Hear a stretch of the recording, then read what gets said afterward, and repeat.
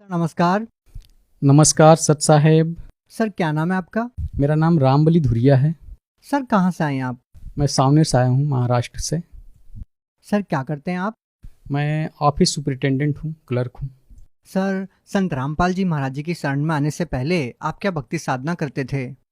मैं सर जी, परंपरागत भक्ति जो रहती है, ब्रह्मा विष्णु महेश की पूजा करना, श्राद्ध निकालना, कृष्ण की पूजा और हनुमान जी की हनुमान चालीसा वगैरह करते थे भगत जी। सर सर आपने इतनी सारी पूजाएं की है, फिर आप संत रामपाल जी महाराज जी की शरण में क्यों आए? सर जी, हमको सब पूजा करते हुए भी संतुष्टि नहीं थी, आत्म शांति नहीं मिलती थी। लगता नहीं था कि पूरा हो गया करके, कुछ कमी महसूस होती थी। हमेशा कुछ निराशा लगती थी कि कुछ और पाने को है। सर क्या संत रामपाल जी महाराज जी के अलावा आप किसी और धर्मगुरु के पास भी गए हैं? हाँ सर जी, मैं काफ़ी सत्संग वगैरह सुनता था, शुरू से रुचि थी इन सब में, सत्संग में। मैं संत आसाराम जी बापू का भी सत्संग सुनता था। कबीरपंथी कुछ महंत थे, उनके कांटेक्ट में भी था मैं। और कहने का मतलब प्रजापिता ब्रह्म कुमारी, इनके भी 2-3 साल साधना किए हमने। और आचार्य रजनीश जो हुए, उनकी भी ढेर सारी पुस्तकें पढ़े, मेडिटेशन भी किए। लेकिन आत्म शांति नहीं मिलता था, सुकून नहीं मिलता था, एक कमी महसूस होती थी कि कुछ कमी है।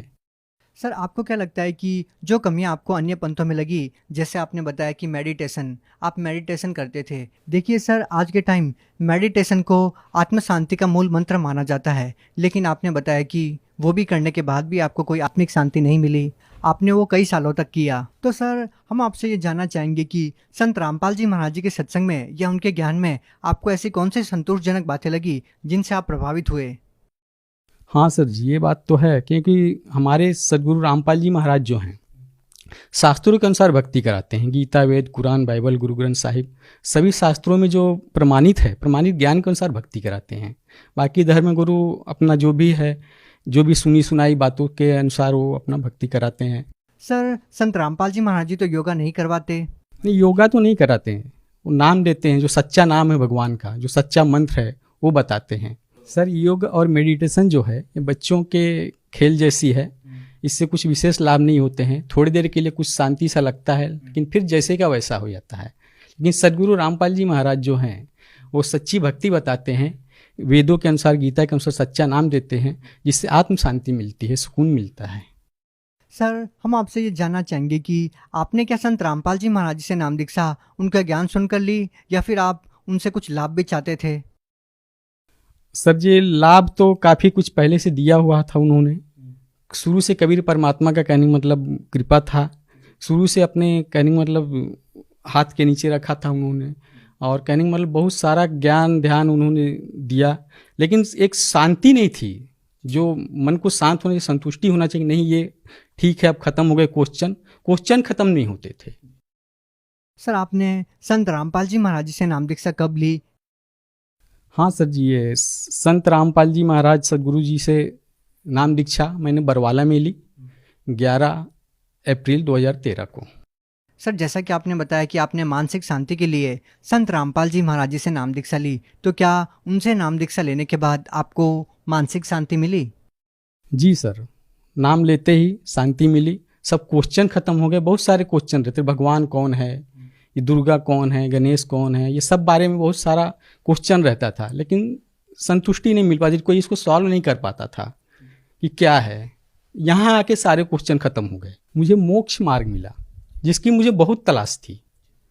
मेरा तलाश सिर्फ वही था कि मोक्ष मार्ग, मुझे कमी किसी बात की नहीं थी, सब कुछ दिया होता परमात्मा ने शुरू से। लेकिन मेरे अंदर संतुष्टि इसलिए नहीं थी कि मोक्ष मार्ग मुझे नहीं मिल पा रहा था। संत रामपाल जी महाराज की शरण में आके मुझे वो मार्ग मिला, जिससे आत्म शांति हुई, सब क्वेश्चन खत्म हुए मेरे। हाँ सर जी, एक बार पूना जा रहे थे हम लोग, कुछ भगत थे साथ में, बस से जा रहे थे। उस समय अचानक मुझे सीने के बीच में दर्द हुआ, तो बहुत सारी उल्टियाँ हुई। करीब करीब 3 बजे का समय था दिन का वो। और उसके बाद हम लोग चलते रहे, बहुत सारा कहने का मतलब बस भी चलती रही, धीरे धीरे उल्टियाँ भी बढ़ते गई, बहुत सारा दर्द हुआ। बीच बीच में कहने का मतलब दर्द तो होता था, लेकिन बीच बीच में नाम जाप करने से, संत रामपाल जी महाराज जी द्वारा दिए गए नाम जाप करने से दर्द महसूस नहीं होता था उतना, लेकिन कहने मतलब भारीपन लगता, शरीर शिथिल होते जा रहा था। तो बीच में भी रुके, अमरावती जाने के पहले बीच में एक स्टॉप पड़ता वहाँ रुके, वहाँ डॉक्टर को दिखाए। डॉक्टर ने कहने मतलब बताया कि हार्ट का आपका प्रॉब्लम है, आपका ब्लॉकेज हो सकता है, इसलिए आप अमरावती जाएं। अमरावती गया मैं, बहुत कहने वाला अमरावती जाने में बहुत ही दिक्कत हुआ, एम्बुलेंस बड़े मुश्किल से मिला और वो भी जाके बीच रास्ते में ख़राब हो जाता, पंचर हो जाता है। फिर भी कहने जैसे जैसे सुधारते हैं और वहाँ पहुँचते हैं अमरावती हॉस्पिटल, और वहाँ पे कहने मतलब आईसीयू में रखा जाता है और कहने मतलब फिर इलाज किया जाता है। और उस समय बहुत कहने मतलब दर्द का अनुभव भी हुआ वहाँ पे, और सदगुरु ने रक्षा की। डॉक्टर ने क्या कहा? डॉक्टर ने कहा कि कहने वाला आपके ब्लॉकेज हैं, 70% ब्लॉकेज हैं आपके, और ये आपको कहने वाला इलाज करवाना पड़ेगा, इसका जो भी एंजियोप्लास्टी है ये कराना पड़ेगा आपको। तो कहने मतलब फिर भी कहने मतलब बहुत दिक्कत लगेगा आपको काफ़ी समय तक ये परेशानी झेलना पड़ेगा इसके बारे में। संत रामपाल जी महाराज से अरदास भी लगाया था हमने कि अटैक आया हुआ है, तो उधर से उनका जवाब भी आया था कि कहने मतलब भगवान कबीर रक्षा करेंगे आपकी। तो वैसा ही हुआ, बिल्कुल मैं स्वस्थ हो गया 2 दिन बाद और घर भी चले आया डिस्चार्ज होके। तो सर क्या आप ये दावे के साथ कह सकते हैं कि आपको ये जो लाभ मिला है वो मेडिकल ट्रीटमेंट से नहीं, संत रामपाल जी महाराज जी से मिला है? ये बिल्कुल सही है कि संत सतगुरु रामपाल जी महाराज की दया से ही हमको लाभ मिला है, क्योंकि वो सब कुछ कर सकते हैं, परमात्मा है वो। संत रामपाल जी महाराज जो हैं वेदों में प्रमाणित करते हैं कि पूर्ण परमात्मा जो है बड़े से बड़ी बीमारियां, बड़े से बड़ा दुख को टाल सकता है, काट सकता है उसको क्षण में।